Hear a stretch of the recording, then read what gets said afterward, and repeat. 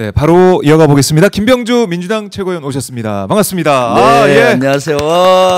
저희가 반갑습니다. 오랜만에 또 아유, 죄송합니다. 2주 동안 못 나왔죠. 바쁘시 현장에 많이 가시죠, 요즘에? 현장 갔죠. 지난주는 네. 강릉 가뭄이 너무 심해서 지도부가 갔었고요. 네. 그래서 그때 참가를 못했던 걸로 기억이 되고 계속 그러네요. 수요일 날 또 지난번에 에이펙 점검차 현장 가고 경주. 뭐 이렇게 하다 보니까 근데 우연히 수요일 날 자꾸 빠지게 됐어요. 아마 이제 최고위가 또 이제 월수금 이제 잡혀 있고 그러다 보니까 현장 가신 일이 많은데 그래서 다음 주부터는 화요일로 조정을 하고 있습니다. 그러면은 회의 일정 상관없이 아침에 오실 수가 있으니까 좋습니다. 그러니까요. 네. 그래도 반갑게 저는 이제 본회의장 저희 생중계를 했었는데 앞에 한복 입고 오신 모습을 또 반가운 마음으로 지켜봤습니다. 갓까지 준비하셨더라고요. 네. 이거 좀 캐대언 보고 좀 노리신 건가요? 갓까지? 아니 한복의 선비가 입을 당연히 늘 갓을 써야 의관을 정제되는 거죠. 저렇게 돼야 되는데 갓을 풀 장착, 풀 장착을 하셨습니다. 어릴 때만 해도 우리 할아버지는 늘 그 한복 두루마기에 갓을 쓰고 다녔어요. 그래서 저는 참 친숙해요. 저 갓을 안 쓰면은 이 군인이 모자 안 쓰고 다니는 거랑 똑같잖아요.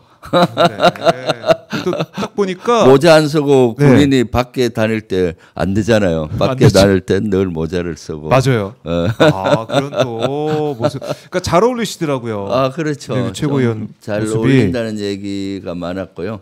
사실 저렇게 한복으로 한 이유는 그날이 개원식이고 지금 캐대언으로 지금 한류 열풍이 일면서 특히 한복 그 안에 많이 나오잖아요. 그래서 이게 한복을 세계화하는데 좀 국회의원들이 앞장서자는 제의가 있었고, 그다음 또 하나는 이제 곧 에이펙이 있지 않습니까? 에이펙 성공을 위해서 우리가 한복으로 세계의 국회의원들이 그런 걸 알리자 해서 제가 들고 다녔던 게 에이펙 성공 기원이었습니다. 맞아요. 경주 에이펙 K민주주의 K문화 세계로 이런 광고를 같이 했는데 아주 효과가 있었고요. 저도 아주 즐거웠습니다. 옷처럼 한복을 입으니까. 보시는 분들도 즐거웠어요. 네, 그렇죠. 보니까 한복이 이렇게 아름답고 이렇게 밝고 기분이 좋을지 몰랐습니다. 그렇죠. 아주 그 입으신 분들 다들 즐거워서 이렇게 뭐 인증샷도 찍고 기념사도 찍고 어린 동심으로 돌아가서 열심히 너무 즐겁더라고요. 축제 한마당을 그래서 저는 봤습니다. 좀 법을 개정해 볼까 생각 중이에요. 국회법을. 어떻게요? 개원식에는 한복을 권장하는 걸로 국회의원들이 개원식 복장을 저렇게 한복으로 해서 지금 우리 한류 열풍이 일지 않습니까? 그래서 한류 세계문화 강국으로 나가기 위해서는 우리 전통을 고수하면서 또 알리고 또 접목시키는 거잖아요. 그러니까 한복은 전통 한복, 개량 저 입으신 거 보면은 개량 한복 입으신 분들도 있고 전통 한복 입으신 분도 있고 다채롭지 않습니까? 저런 걸 통해서 이제 세계 문화 강국으로 나아가는데 우리 국회가 앞장을 써야 되겠다라는 걸 하고요. 제가 연합사 부사령관 할 때 꼭 했던 행사가 있어요. 연합사에는 연말 그 송년 만찬을 장군단들이에요. 부부 동반으로. 그때 이제 연합사 부사령관 공간에 미군 장군들도 그렇고 한 30여 분들 초대를 한데 부부를 그때 복장이 한복이에요. 그래요. 그러면 미군 장군들도 빌려 입는 분들도 있고 거기에 맞춰요. 그래서 그때 이제 입어볼 수 있군요. 입어보고 그걸 지금도 한 10년 지나도 얘기를 해요. 그때 그리고 한복집에 있다 그리고 한국 문화를 직접 체험해 보는 거. 그때 이제 송년 행사 만찬을 한다고 하면은 한 달 전부터 미군들 부부들이 준비를 해요. 어떤 한복을 맞출까 빌릴까. 근데 대다수 미군들 장성들은 맞추더라고요. 이때 기념으로 맞추어서 보존하자 해서 저는 사실 21대 그 법을 한번 개정해 볼까 했는데 국회의원이 개원식에는 복장을 한복으로 이렇게 하면은 의미가 있잖아요. 네, 우리 전통을 이어가는 의미도 있고. 그런데 이번에 실험적으로 해보니까 아주 좋습니다. 네. 그래서 법 개정까지 고민 중에 있습니다. 법 개정까지? 국회법에 그러면은 좋잖아요. 그랬더니 네. 뭐 또 국민의힘에서는 뭐 요새 어느 때인데 한복을 저렇게 하고 희낙낙하느냐 하는데 저 경제 살리기에도 좋은 겁니다. 한복집 이번에 많이 흥행했을 거예요. 많은 분들이 그 기존에 입던 옷을 입고 온 분도 있지만 많은 분들은 빌려왔더라고요. 그래서 빌려서 그렇죠. 이렇게 입고 예. 한복집도 흥행하잖아요. 네. 그리고 이제 외국 사람들도 국회의원들도 이렇게 입는구나. 대한민국에서 네. 한복이 정말 인기 있구나라는 생각에 네. 더 입을 수도 있고. 네. 골목 상권이 살아날 수도 있고 네. 아니면 한복도 한복이지만은 상복이라고 해서 입고 온 국민의힘 의원들 모습 네. 이런 복장은 안 된다라는 좀 조항도 넣었으면 좋겠네요. 참 개원식에 네, 개원식에 축제와 같은 개원식에 우리가 네. 개대연의 한류 열풍을 세계화하는데 돕자 에이펙을 성공 개최를 하지 않은 의미로 했는데 상복을 입고 왔잖아요. 네. 일본 달고 검은 저것은 그래서 저는 그때 그런 느낌을 받았어요. 본인들이 국민의힘 당의 운명을 스스로 감지하고 있구나. 국민의힘은 해산해야 될 정당인데 그 운명으로 네. 상복을 미리 입고 온 것이 아닌가라는 생각이 들더라고요. 그렇네. 그리고 아주 침울해요. 저걸 입고 오면은 그래서 그날 기세가 완전히 눌리더라고요. 일체 아무 얘기도 못하고 그래서 복장이란 것이 참 중요하더라고요. 다 침울하게 그렇네요. 입고 그러잖아요. 모습도 기운도 없어요. 예. 그러니까 개원식이면 이제 100일 동안 국회가 정기국회가 열리면서 이제 국정조사 뭐 국정감사도 있고 예산국회도 있고 네. 여러 가지 있는데 힘차게 출발해야 되는데 힘이 하나도 없잖아요. 본인들의 운명, 해산될 운명을 스스로 감지한 것이 아닌가 생각. 그래요. 그 상복 얘기는 뭐 해도 또 이 사진 자료 그림이 좀 앞으로도 많이 좀 쓰일 것 같다 이런 생각이 들고. 그렇죠. 지금 보면 오늘도 저희가 얘기를 나누는 것 중에 하나가 검찰 개혁 얘기가 좀 계속해서 많은 분들 관심을 갖고 있는 부분인데 오늘도 정책의총을 열어가지고 중수청을 뭐 어디에 둬야 할지.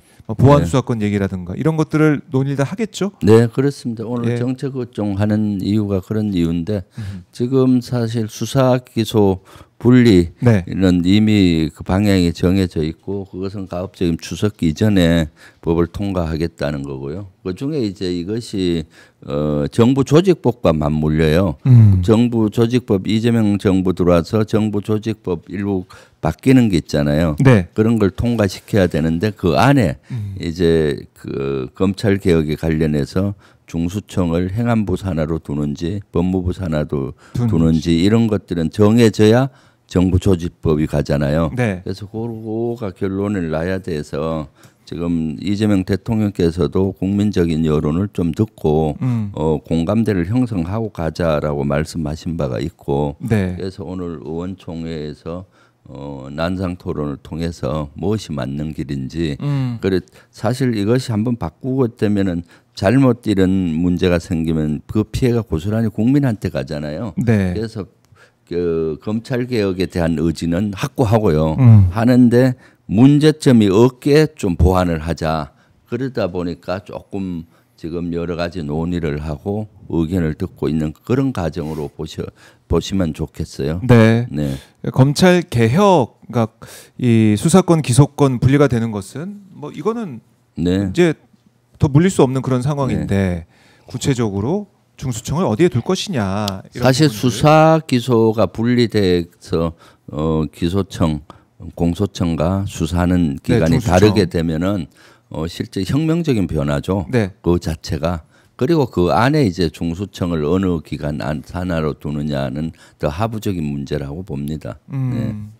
오늘 의원총회에서 또 가닥이 잡히고 내일 공청회가 있고, 그러니까 이번 주가 좀 중요한 주다. 그리고 토론 과정이 있는 주기니까 이재명 대통령도 토론의 중요성을 얘기했듯이 토론을 지금 거치고 있는 과정이다. 그렇죠. 그리고 사실은 이재명 대통령과 개를 같이 하면서 국민 여론을 많이 의견 수렴하라고 말씀하셨잖아요. 네. 그래서 우리 당에서도 지금 공표는 못 하고 있지만은 당 내에서 자체 여론조사를 여기에 관련된 걸 많이 그래요? 하고 있습니다. 이것을 행안부 밑으로 줘야 되는지 중부청 네. 법무부 밑으로 줘야 되는지 이런 여론조사를 지금 국민의 의견을 묻기 위해서 많이 하고 그걸 참고로 지금 그런 데이터를 가지고 네. 또 최고위나 이런 데서는 판단하기도 하고요. 그러니까 지금 다양한 루트를 통해서 의견을 듣고 있는 겁니다. 설문 여론조사를 통해서 또는 일부 전문가 의견을 듣고 또는 지금 국회의원 의견들도 의총을 통해서 듣고 네. 내일은 또 공청회도 하고 이런 과정을 거치고 있는 거죠. 네. 그래 이제 검찰 개혁 혹시라도 뭐 삐걱거리고 삐끗할까봐 여기에 대한 걱정하는 분들이 많으신데 네. 그렇지 않다. 네, 그렇습니다. 이제 뭐 조만간 결론이 날 것이고 네. 그 결과는 국민들의 목소리를 들어서 네. 반영해서 결론이 날 것이다. 네, 네. 이렇게 정리를 일단 해보겠습니다. 네, 네. 그리고 이제 이 지난해 12월 3일 비상계엄 당일 행안부가 전국 지자체 청사 폐쇄 명령을 내렸는데 네. 관련해서 의원님께서 오늘 최고위에서 언급을 했더라고요. 언급하셨더라고요. 네, 네, 네. 자, 이 사진 저희가 기사 사진도 좀 보여드리고 있는데 네. 비상계엄에 행안부가 전국 지자체 청사 폐쇄 지시를 했다. 네, 저것이 12월 4일 날 네. 그러니까 12월 3일 날 밤에 일어나고 그 다음 날 4일 날 새벽에 조선일보가 네. 저 내용이요. 그런데요. 조선일보가 각 지자체 사항을 파악하고 저것을 발표했거든요. 네. 기사 내용 보면은 대구와 경북, 강원도는 12월 3일 오후 11시부터, 인천시는 11시 20분부터, 서울시는 11시 50분부터 청사를 폐쇄하거나 출입 통제한 상태라고 적혀 있고요. 네. 충청북도, 충남도 역시 청사를 폐쇄하고 간부회의 진행 중이다. 뭐 울산시도 상급 이상 간부들을 소집해서 비상대응체제를 갖췄다. 네. 뭐 이런 것들이 그날 아마 조선일보가 비상계엄이 일어나고 나서 각 지자체를 뭐 하는지 일일이 파악을 해서 보도 자료를 낸 거거든요. 네. 그래서 사실 저것을 확인을 해봤거든요. 실제 사실인지 확인해 보니까 자료 요구를 했더니 행안부의 요구를 먼저 했더니 네. 행안부에서 지시를 했더라고요. 저기 보면은 1차 12월 3일 날 22시 58분 비상계엄이 22시 30분경이잖아요. 하고 한 30분 후에 바로 각 청사 모든 출입문 폐쇄 및 출입처 통제를 유선 또는 당직 관리 시스템으로 전파를 했다. 그러니까 지자체들이 다 저걸 받은 겁니다. 그렇겠네요. 그리고 나서 조금 앞에 다시 보시죠. 네. 앞에 신문. 그래서 저기에서 보면은 대구, 경북, 뭐 서울시 이런 데가 폐쇄 조치를 했다라고 기사가 떴잖아요. 네. 그런데 제가 지자체 자료를 요구해봤습니다. 지자체 이번에는 행안부 자료에 이어서 지자체 자료. 대전광역시가 아주 정확하게 얘기를 해줬어요. 네. 대전광역시는 그런 일이 있다라고 보면 비상 대책회의도 저기 한 걸로 나오잖아요. 하고 청사 폐쇄 여부도 했다라고 정확히 답변을 뒀는데 네. 그 다른 지자체는 답변을 제대로 하지 않고 있고 또 인천광역시는 너무 어이없는 답변을 냈어요. 해당 사항 없다고. 행정안전부가 지자체에 내린 지시사항 있었는데 해당 사항 없다고 하잖아요. 그래서 자기들이 발뺌을 하고 있거든요. 그래서 이것은 명명백백히 내란 특검에서는 수사로 밝혀야 안 된다. 이렇게 제가 몇 번 요구를 했더니 서울시 모 의원이 고발을 했더라고요. 제가 허위사실 유포했다고 저렇게 명확히 그 확인이 되고 그렇네요. 있는데 의혹을 제기를 했잖아요. 이러니까 수사하라고 촉구한 것을 허위사실 유포를 했다라고 이렇게 지금 하고 있는데 저것은 문제가 있다고 봐요. 그래서 특히 서울시 시의원이 허위사실로 저를 고발했는데 네. 오세훈 시장 이거 보고 있으면은 오세훈 시장은 12월 3일 날 10시 반부터 11시 반까지 그 12월 3일 10시 반부터 그 다음날 새벽 1시 반까지 네. 3시간 동안에 본인의 행적을 본인이 밝혀라 이렇게 의혹을 제기했으면은 시의원 뒤에 숨어서 이렇게 하려고 하지 말고 밝히고 자료 요구를 했는데도 아직 보내지를 않고 있어요. 서울시에서는 예, 떳떳한 자료 요구 안 했다고 해라. 거기 자신있으면은 그거 다 수사로 갈 요구하고 그러네요. 있으니까 그래서 이것은 수사로 명명백백히 밝혀야 된다라고 보여집니다. 그러니까 이게 행안부 답변이 있었기 때문에 행안부에서 지시했다라고 이렇게 네. 얘기를 했는데 네. 이 지시를 받고 무슨 행동을 했는지 그렇죠. 이건 당연히 밝혀야 되는 거죠. 당연하죠. 서울시도 지금 오세훈 시장, 뭐 인천시는 해당 없음 뭐 이렇게 답변을 네. 했고 서울시는 그러면은 무슨 일을 했느냐? 네. 지시에 대한 반응은 어떤 거였느냐? 그러니까 뭔 조치를 했느냐? 뭐 반대를 했든 네. 뭘 다 근데 반대를 했으면 그때 이미 파기됐을 텐데 저 조선일보 기자는 폐쇄했다고 얘기를 나오잖아요. 네. 그래서 그때 서울시 부시장 같은 경우는 폐쇄가 아니라 뭐 인원 야간에는 인원 통제를 한다 뭐 이런 어처구니 없는 말도 안 되는 별명들을 늘어놓고 있는 것 같은데 네. 수사로 밝혀야 된다고 봅니다. 근데 보면은 이제 강원도 네. 인천시는 폐쇄 지시를 하고 울산시는 뭐 청사 방호 지침이 내려왔다고 그러고 어떤 곳은 폐쇄, 어떤 곳은 방호 지침. 이게 왜 달라? 아니요 거기서 앞에 보시죠. 예. 행안부 지시가 예. 정확하다고 봐요. 출입문을 폐쇄하고 청사 모든 출입문을 폐쇄하고 출입자를 통제해라라고 돼 있고 네. 그러니까 지금 청사 폐쇄로 보이잖아요. 청사 폐쇄. 그러니까 청사를 폐쇄하라는 의미로 읽혀지는데 저거의 해석 차이라고 봐요. 네네. 그래요. 네. 어쨌든 예, 행안부의 네. 이런 지시에 다 이제 반응을 보였다라는 그렇죠. 확인되고 있다. 네네. 그리고 2차로 보면은 네. 비상계엄 해제 요구안이 국회에 1시 2분에 통과됐잖아요. 그러고 나서 1시간 후에 다시 내려요. 출입 폐쇄는 지자체 해당 사항이 없다. 지금 아마 저 안에는 비상계엄 해제 결의안 통과됐으니까 하고 다시 전파를 했더라고요. 2차 전파를 했더라고요. 네. 그러니까 저 사이에 제가 봤을 때 저 지시에 적극적으로 응한 지자체는 사실은 내란의 부하 수행 정도는 되는 거예요. 동조했잖아요. 따르고 반대하지 그런가요? 않고 그런 네. 거거든요. 네. 이것도 수사를 통해서 네. 밝혀내야 된다. 책임을 물어야 된다라고 네. 정리를 하겠습니다. 네. 그리고 이제 이재명 정부 첫 군 수뇌부 인사가 발표가 됐는데요. 사성 장군 7명 전원 교체가 됐어요. 네. 전원 네. 달라지게 됐는데 이건 어떻게 보셨습니까? 아주 잘 됐다고 봅니다. 왜냐하면은 사성 장군 7명은 내란의 직접적인 또는 간접적인 관여가 있다라고 보거든요. 네. 또 관여가 없더라도 없다 하더라도 사실 그 12.3 내란이 일어났을 때 상황실에서 저걸 다 모니터링을 하고 방조했다고 보여지거든요. 네. 사성 장군 정도 되면은 실제 저런 데 대한 법적 책임도 있지만 법적 책임이 없다 하더라도 도의적 책임, 지휘 책임이 있다고 전 보거든요. 그래서 이번에 다 교체를 해야 된다고 보고요. 그때도 제가 12월 6일 날 그 특전사하고 수방사 가서 이것이 잘못됐다 이런 지시가 내려오면은 다시는 네. 비상계엄 지시를 따르지 않겠다는 확답을 받았잖아요. 그날 그것만 제가 한 게 아니에요. 그날 갔다 와서 저녁쯤으로 기억되는데 오은지 제가 내란과 직접적인 관련이 적은 그 사성 장군 한 몇 분한테 전화를 했어요. 지금 국민들은 제2 비상계엄, 제3의 비상계엄의 위험을 너무 느끼고 있다. 네. 그러니까 자네들이 그 육군 총장은 수사를 받아야 되니 제대로 성명서를 내지 못할 거 아니에요.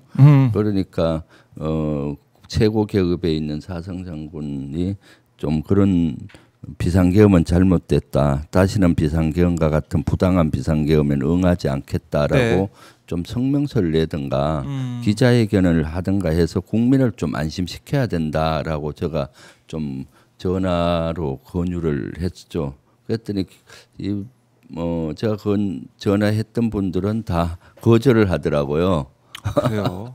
그래서 너무 어이가 없었죠. 사실은 지금 국가가 위기에 놓여서 국민들은 진짜 제2, 제3 비상계엄에 대한 위기를 느끼고 있는데 네. 최고 계급인 사성장군이면은 직접 관여 안 했다 해도 도의적인 책임이 있잖아요. 그렇게 나서줬어야 되는 건데 막 해서 이분들은 더 이상 이 사람들은 군에 있어서는 안 되겠다. 내란을 청산할 때도 더 이상 그 상위 직책이나 가서는 안 되겠다라는 생각을 했는데 네. 딱 그 사성장군 인사를 보니까 7명 다 배제하고 3스타급에서 이제 다 이렇게 진급을 해서 아주 잘 됐다고 판단했죠. 그러니까 피할 수 없었네요. 네. 네. 이것도 지금 국민에서 어처구니 없이 어저께 보니까 네.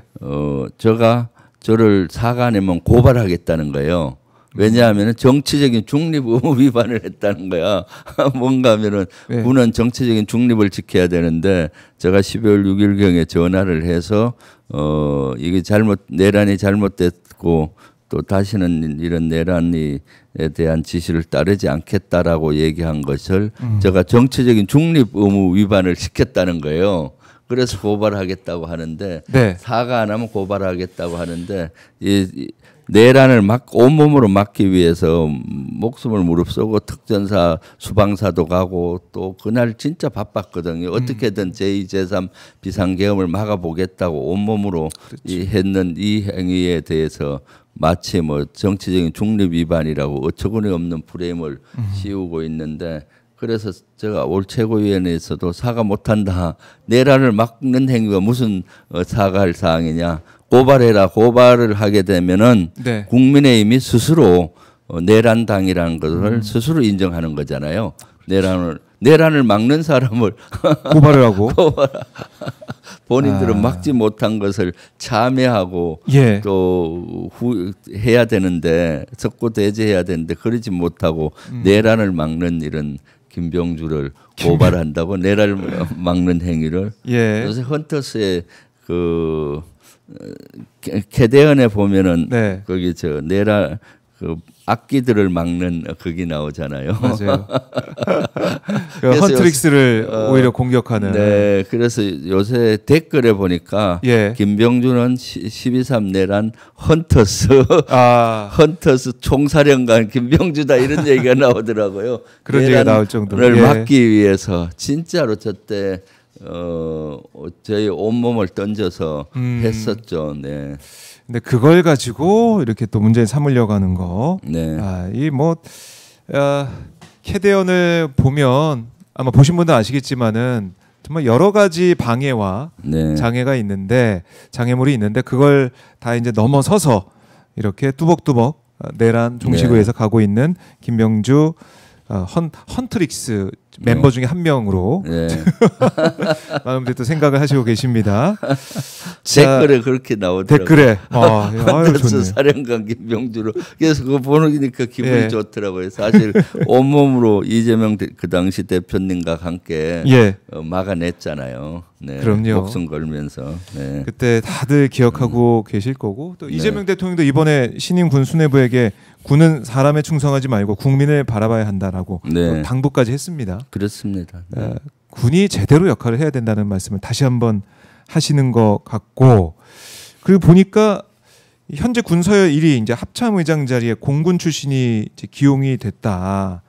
그래서 비상계엄을 주도한 육군 출신 배제 규정가 적용이 된 거냐 네. 이런 의구심을 가진 이런 뭐 그게 그런 의도인가 그런 기조인가 이렇게 생각하시는 분들 좀 있을 것 같은데 네.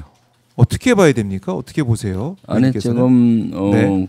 공군 진영성 장군이 네. 이제 합참의장으로 됐는데 저는 충분히 잘 할 거라고 봅니다. 왜냐하면은 공군 진 장군 같은 경우는 합참에 육해공군을 다 군령권을 가진 데가 합참이잖아요. 네. 거기에서도 전략기획 본부장을 했어요.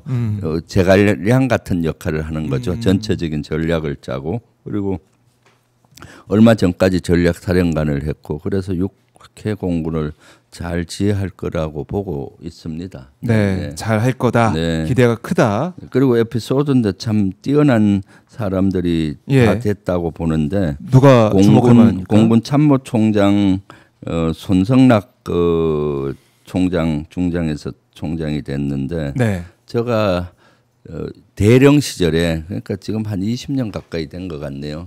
대령 시절에 합참 화력과장을 했어요. 그때 이제 공군 작전사령부에 그 화력이니까 공군도 관장하거든요. 그러니까 공군 작전사령부에 한미 훈련을 할 때 가서 제가 참관도 하고 일부 통제도 하고 했는데 공작사 내에서 이 친구가 그 당시는 손소령이었는데 ATO라고 해서 공군 계획을 만드는 플래너였어요. 그래서 쭉 다니면서 보니까 가장 공작사에서 뛰어난 소령이더라고요. 야, 이렇게 뛰어난 소령이 있냐. 공군에 진짜 인재가 많구나 하면서 제가 그때 엄청 칭찬을 해주고 했었거든요. 그리고 나서 또 한 3, 4년 후에 만나면은 중령이 돼 있고 와 공군의 인재를 알아보는구나. 그래서 얼마 있다 보니까 장군이 되고 했을 때 그 매 계급에 갔을 때 제가 손성락을 유심히 봤어요. 근데 계급에 진급할 때 저도 좋아했는데 이번에 딱 보니 또 그 공군 총장까지 된 거예요. 그래서 떡잎부터 잘 떼려면은 떡잎부터 알아본다고. 그때 알아봤어요, 사실은. 이렇게 총장 자리까지 그리고 오래됐다. 김규화 이 총장도 마찬가지. 제가 그 일포병 여단에 그 김규화가 근무할 때 제가 대령 때로 기억이 되는데 한 번 갔었어요. 소령 때였구나. 소령 때 갔는데 중위인가 계급으로 있었던 것 같아요. 근데 아주 눈에 띄더라고. 잘하고 잘하는 후배들은 띄잖아요, 여러. 그래서 너 참 훌륭하다. 우리하고 그 많이 제가 격려를 해줬는데 그 이후에 보니까 승승장구를 하더라고요. 그래서 이번에 육군 총장까지 딱 돼서 제가 그래도 사람 볼 줄 잘 알아보시네요. 있구나. 대령 때 이럴 때 잘 보고 그런 에피소드. 그런데 이 두 사람은 사실 저하고 같은 부대 근무한 적은 한 번도 없어요. 없는데 제가 원체 뛰어났기 때문에 계속 기억을 했던 겁니다. 그러니까 뇌리에 박힐 정도로 뛰어난 인물, 지켜봤던 인물이 이렇게 또 장군 인사에 보이게 되면 그랬더니 어제 뭐 방송국에 가서 이 얘기를 했더니 내가 보는 눈도 있지만은 저도 승승장구했잖아요. 3스타, 4스타 될 때 계속 칭찬을 가끔 몇 년에 한 번씩 전술토이나 뭐 큰 뭐 행사장 가면 보지 않습니까? 그럼 눈에 띄니까 그럼 그때 보면 계급이 한 계급 높아 있고 해서 또 격려하고 칭찬을 먹어서 잘 잘한 거 아니냐라고 앵커들이 얘기하던데 그것도 일리가 있다고 봐요. 사람 보는 눈도 있으시고 또 직접 우리 김병주 최고위원 그렇게 정말 잘 커오는 모습을 또 직접 보여주신 장본이기도 하고 느껴지네요. 멋집니다. 이렇게 우리 군이 이제는 정말 제대로 된 내란 이후에 다시는 이런 일이 반복되지 않도록 우리 국민들을 위해서 또 민주주의를 위해서 제대로 기능하는 군이 됐으면 좋겠다. 이런 바람은 모든 분들이 가지고 계시고 우리 최고위원님도 마찬가지시고 그렇죠. 이제 군의 비극 잘못된 역사가 있어서는 안 된다는 생각을 다시 한번 해보게 됩니다. 그리고 지금 보면은 이 전승절이 오늘 이제 진행이 된다라고 저희가 아까 우리 시간은 11시에 열병식이 또 진행이 되면서 그 현장 말씀도 좀 드려봤었는데 일단은 국정원에서는 뭐 북중러 3자 협력 가능성은 낮다라고 보고 있지만은 북중러 정상이 한 자리에 모여서 뭐 사진을 찍히는 거 아니겠습니까? 이런 거. 그 가운데 김정은 위원장은 뭐 다자회기에 나온다는 의미도 있고 이번 전승절 보시면서 어떤 생각하셨습니까? 그래요. 전승절을 보면서 긍정 요소도 있고 부정 요소도 있는데 아마 부정 요소가 더 클 거라고 봅니다. 일단 왜냐하면 우리 한미일 그 안보 협력이 강화되고 있지 않습니까? 한미야 뭐 한미 동맹이 공고되는데 거기 일본을 포함해서 한미일 안보 협력이 강화되고 있는 이런 시점에 북한과 중국, 러시아 그걸 많이 의식한 것 같아요. 그래서 사실 김정은 위원장은 다자회담에는 다자 행사엔 거의 안 가요. 왜냐하면 거기 n분의 1이 되지 않습니까? 그렇게 되죠. 자기 북한에서는 최고 존엄이니까 막 영웅시 돼야 되는데 네. n분의 1로 보다 보면 주목을 못 받으니까 못 가는데 그럼에도 불구하고 전성절 행사에 가는 것은 한미일 이렇게 안보 협력이 강화되는 이런 것들을 의식한 것이 아닌가 보여요. 그래서 북중러가 한 자리에 있는 모습을 연출을 해서 네. 하는 그런 측면은 이제 부정적인 요소죠. 사실 이렇게 한미일 북중러 구도로 가서는 안 되는 거거든요. 네. 앞으로 우리 한반도 문제를 풀기 위해서는 중국, 러시아하고도 잘 지내고 북한하고도 평화 체계를 만들어 가야 되는데 대결 구도로 가면 안 되는 거가 부정적인 요소죠. 그런데 아마 이걸 너무 깊게 또 북중러 구도를 만들기를 중국과 러시아는 싫어할 거예요. 그러니까 북중러 3자 회담은 하지 않을 걸로 저는 봐요. 네. 그냥 사진으로 보여주고 그렇게. 왜냐하면 3자 회담으로 하다 보면은 북중러 한미일 구도로 되는 걸 중국과 러시아도 바람직하지 않다고 볼 겁니다. 그렇기 때문에 3자 회담은 좀 하지는 않을 걸로 보이는데 그럼에도 불구하고 세 명이 딱 이렇게 밀착되어 있는 모습을 보임으로써 네. 그런 메시지를 줄 거라고 보여요. 그래서 조금 유심히 봐야 되고 그렇다고 다 부정적인 요소만 있는 건 아닙니다. 긍정적인 요소는 지금 김정은 위원장이 북한에 갇혀 있잖아요. 본인 스스로 갇혀 있지만은 네. 나가지 않고 운동 생활이나 마찬가지. 그러니까 국제 정세를 잘 읽지 못할 수가 있잖아요. 그래서 중국 가서 국제 정세를 읽고 네. 앞으로 전체 이 격동하는 일은 한반도에서 본인이 살아남기 위해서는 비핵화하고 평화 체계로 와야 된다는 걸 좀 인식을 했으면 좋겠고 그리고 또 아마 모르긴 몰라도 러시아 푸틴 대통령이나 시진핑 주석하고 있는 지금 김정은 머릿속에는 트럼프 대통령하고 정상회담이 머릿속에 있을 거예요. 네. 그럼 사전에 의견도 묻고 양해도 구하는 자리가 될 겁니다. 그럼 이제 나중에 북한에 돌아와서 트럼프 대통령이 북미 정상회담 하자라고 제의하면은 소신껏 응할 수가 있어지는 거죠. 그런 여건을 만드는 측면에 있어 만들 걸로 예상이 되는데 그렇게 한다면은 그런 것들은 긍정 요소로 보여지는 거죠. 네. 그래요. 이 긍정 요소를 우리가 좀 극대화 시키는 네. 방향으로 외교를 통해서 네. 이번에 이재명 대통령 유엔에 또 가시니까 그러니까요. 트럼프 대통령을 또 만나게 된다면 네. 하이 피스메이커, 아임 페이스메이커 뭐 이렇게 하든지. 오 영어 잘해요. 그 정도는 합니다. 제가 인사 정도는 합니다. 그렇게 해서 또 이 문제 잘 풀어갔으면 좋겠다. 이런 바람도 네. 가지고 계실 것 그래서 같아요. 우리 저 당에서는 예. 이재명 대통령이 페이스메이커만이 아니라 또 하나 이름을 지어줬어요. 뭐요? 솔루션 메이커. 아, 솔루션 메이커. 해결사 솔루션 메이커다. 그렇네요. 이재명 대통령은 예. You are peacemaker. 아. I am 솔루션 메이커. peacemaker and solution maker. 라고 저는 이재명 대통령 예. 말씀드리고 싶어요. 그러니까 네. 이렇게 훈훈하게 또 네. 만나가지고 문제를 해결 능력이 뛰어나시잖아요. 해결 능력이 뛰어나니까. 솔루션 메이커. 그래서 북한 문제도 예. 이재명 대통령의 지혜라면은 풀 수 있을 거다. 솔루션 메이커시니까. 좋습니다. 12산 내란까지도 극복한 솔루션 메이커였잖아요. 그렇네요. 네. 참. 그때 우리 김명준 최고위원이 같이 가셔서 한복 입으셔 갓 쓰고. 그 좋은 나이였는데 아까 그 모습 괜찮았는데. 그거 좋았는데. 아니면 장군복 있잖아요. 네. 장군 한복.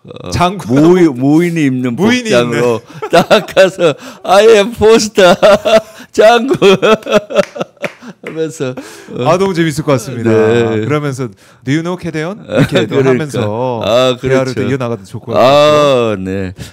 아니 우리 박정우 기자님 미국 갔다 왔어요. 어떻게 영어가 술술 나와? 그 정도는 12년 정규 이제 교육 과정을 거치면은 인사 정도는 할 수 있습니다. 그 정도 질문을 할 수 있습니다. 아니 근데 영어를 잘해야 그런 것도 술술 나오는데 예. 아주 앞으로 가끔 영어 좀 하세요. 영어로 저희가 오마이 TV 영어판도 한번 해보세요. 세계 알려야 되잖아요. 영어로 써주면 영어 질문 정도 할 수 있는데 답변은 또 영어로 하시는 분도 힘드실 것 같기도 하고. 프롬프트에 써놓고 하면 되죠. 한 5분씩이라도 한번 해보세요. 왜냐하면은 우리가 사실은 이번에 저는 그런 게 필요하다고 절실히 느낀 것이 한미 정상회담 3시간 앞두고 트럼프 대통령이 SNS에 이상한 글을 올렸잖아요.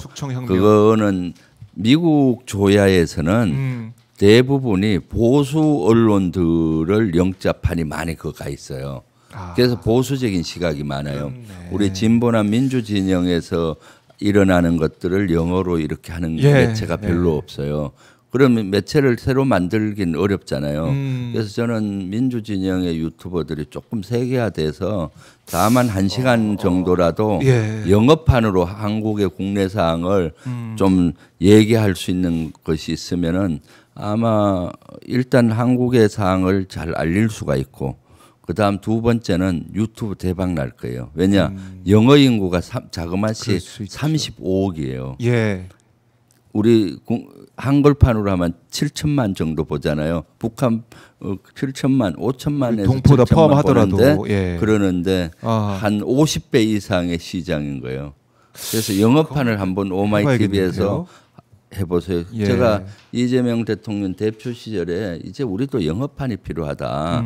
영어로 계속 왜냐하면 계속 그 국민의힘 시각, 보수의 시각이 미국 조야에 계속 비춰지니까 영어로 우리 판을 하자 해서 그때 강선우 의원을 국제위원장에서 그걸 번역을 해서 그 외신 기자들한테 공유를 했는데 그 정도 갖고는 안 돼요. 아예 그 유튜브 방송이 이제는 대형 유튜브 방송 오마이 TV에서 국제를 선도해야 되지 않겠습니까? 저도 주불리 방송에서 저거 하겠다고 하니까 우리 보좌진들이 경악을 하더라고요. 왜냐? 아이고 의원님 발음이 안 좋아서. 근데 발음이 안 좋은 거는 관계없다. 그래서 하려고 사실 제가 5년 전부터 하루 10분 정도만 한국 소식을 알리는 영어 방송을 하려 했는데 그 발음이 안 좋다라고 자꾸 보좌진들이 반대. 아마 본인들이 일하기 싫어서 그런 면도 있을 거예요. 거기 아마 영어 자막, 한국 자막 해야 되니까. 한번 주불리 김병주 영어판도 좀 기대해보고 오마이 TV도 한번 준비해보겠습니다. 한번 해보세요. 왜냐하면 그걸 한미 정상회담 때 얼마나 우리 극우 세력이나 보수 세력이 그쪽을 통해서 압박을 줬고 또 이렇게 한 걸로 보이거든요. 저는 그리고 또 우리 보수 시각의 영접판들이 너무 거기에 있다 보니까 미국 조야에서는 진짜 보수적인 생각을 많이 하고 있어서 한미 동맹 강화나 세계에 알리는 면에서도 그게 필요하다고 보입니다. 그렇군요. 알겠습니다. 애국하는 심정으로 영어판을 준비하자라는 생각을 다시 한번 해보게 됩니다. 자, 지금 저희가 현장을 보니까 국민의 원내대표실 특검에서 압수해간다고 하니까 국민의 의원들이 이렇게 앞에서 연좌농성에 들어갔습니다. 피켓을 들고 일렬로 쭉 앉아 있는데 제일 앞에 제일 선두에 나경원 의원이 있네요. 또 나경원 의원 한번 잡아주세요.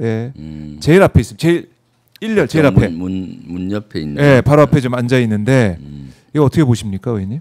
특검 압수에 응하지 못하겠다 이런 것 같은데. 내란에서 또 김건희 특검하고 내란 특검에서 하는 거 아니겠습니까? 여기에서는 응해야죠. 응해야 된다. 스스로 저걸 압수수색 중단하라 이거는 본인들이 내란당이란 걸 스스로 인정하는 거라고 봅니다. 내란의 뿌리를 뽑아야 되지 않겠습니까? 국민의힘은 저럴 때 자발적으로 석고대죄하고 죄송합니다 하십시오 하고 스스로 의지를 가져야 되는데 아이고 참 일러도 좀 앉아 있는데 한심하고 또 앞으로 편히 앉지 등 기대려고 저쪽 자리 싸움 하네요. 이쪽 보니까 자리 싸움 하고 있어. 앞으로 하면 허리 아플까 봐 저쪽에 보니까 보이시는 분들이 등을 벽에 기대려고 하려면 그런데요? 어렵게 하지 등 기대는데 앉아갖고 자리 싸움 하고 있잖아요. 자리싸움 편하게 있으면 그런 거. 저쪽이 기대고 있네 저쪽이. 그래, 진짜. 내가 보니까 앞에 이쪽에 앉는데 매 눈으로 자리싸움으로 맡기려 하더라고요. 매 눈으로 보고. 나경원은 실제 저 문 앞에 앉아서 가장 주목을 받고 싶으니까 약간의 주목받는 습관이 있잖아요. 힘들어도 문 앞에 내가 문 앞에 지키고 있다. 관저에서도 맨 앞에 있던데. 어저께도 뭐 관심 받으려고 뭐 초선이 뭘 알아 하면서 큰 소리 치고 하던데 참 너무 어이가 없잖아요. 아니 이게 초선 재선 뭐 자기는 5선이라고 초선은 아무것도 모른다 그러고 이거는 이게 말이 됩니까? 인식이 진짜로 한심한 거죠. 실제 초선도 국민의 대표지 않습니까? 그렇죠. 그러면 국민들의 재갈을 물리는 거죠. 초선 그 뒤에 그 유권자 30만이 있는 겁니다. 그 지역을 대표하잖아요. 이 30만이 있는 건데 초선이 뭐하라 하면은 그 뒤에 이 30만의 국민들을 무시하는 거가 되는 거죠. 그렇죠. 그리고 재갈을 모인 거. 그리고 어떻게 저렇게 권위 의식에 찌들어 있는 거죠. 권위 의식에 찌들어. 지금 진짜 시대에 역행하는 구태 정치를 보여주는 거죠. 본인이 5선과 초선은 월급도 다 갖고 각 지역을 대표해요. 가장 민주주의가 안 된 데가 저는 가끔씩 국회라고 봐요. 저런 거 따지는 사람들.